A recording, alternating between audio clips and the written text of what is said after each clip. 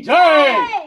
Sir आता आपण आलोय छत्रपती शिवाजी महाराजांच्या या राजवाड्यामध्ये आणि जिथे उभे राहून तुम्ही सर्वजण माहिती घेताय तर ही एक अतिशय महत्वाची जागा आहे. सर अतिशय महत्वाची म्हणजे या रायगड किल्ल्यावर येणारा हा प्रत्येक शिवभक्त सर इथली माती आपल्या कपाळी लावून जातो अशी अति महत्वाची ही जागा आहे. आपल्या पाठीमागच्या भिंतीपासून त्या समोरच्या आडव्या भिंतीपर्यंत सर हा चारही बाजूने छत्रपती शिवाजी महाराजांचा हा प्रशस्त त्या काळातला राहता राजवाडा.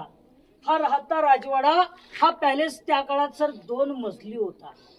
या पहिल्या चौथऱ्यावरती दगड असतात ना छोटे, या दगडांवर लाकडी खांबाचे कॉलम, वरती उतरत्या छपराची कुंभनळ्यांची मातीची कौलं आणि साईडला त्याच्या पैठणी कापड.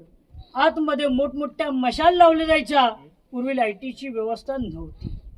सर या मोठमोठ्या मशाल्यांच्या उजेडातील त्या काळातील त्या अंधारातील घरं सरी कशी वाटत असतील याची कल्पना करा. मग सर हा जो पहिला चौथरा आहे, हा पहिला चौथरा म्हणजे आपल्या राजांचं राहण्याचं ठिकाण मेन घर होतं.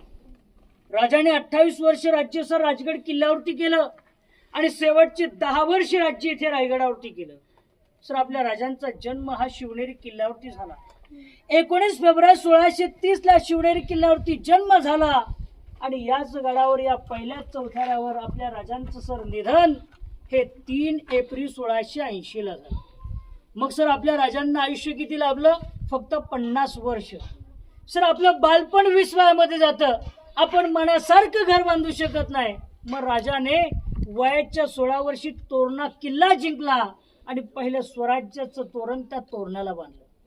सर अवघ्या 50व्या वयामध्ये राजाने हे 365 गड किल्ले जिंकून हे हिंदवी स्वराज्य स्थापन केलं आणि राजाने शेवटचे श्वास या चौथऱ्यावरती सोडला. म्हणून काय म्हटलंय की सांगणारे रायगडा माझे राजे कसे होते, की सांगणारे रायगडा माझ्या राजाने रायगडावरती राज्य कसं केलं, की सांगणारे रायगडा माझे राजे कसे बोलत होते. राजाने शेवटचे श्वास या चौथऱ्यावरती सोडताना सर त्यांचे तोंडून उद्गार काय होते की जगदंब जगदंब करत राजाने शेवटचे श्वास या चौथऱ्यावरती सोडला आणि हा महाराष्ट्र पोळता झाला. सर जो दिवस या गडाने पाहिला नव्हता तो दिवस या गडाने पाहिला.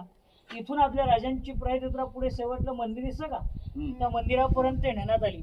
त्या जगदीश्वराच्या साक्षीने तिथे आपल्या राजांच्या देहकाला लागले दिले. तिकडे समाधी आहे तर इकडे राजांचं राहण्याचं ठिकाण मेन घर. या घराच्या साईडला हे सर इकडे 3 पाणी पिण्याचे हौद आहेत. त्या काळात कावडीने सर पाण्याच्या टाक्यांमध्ये ओतलं जायचं.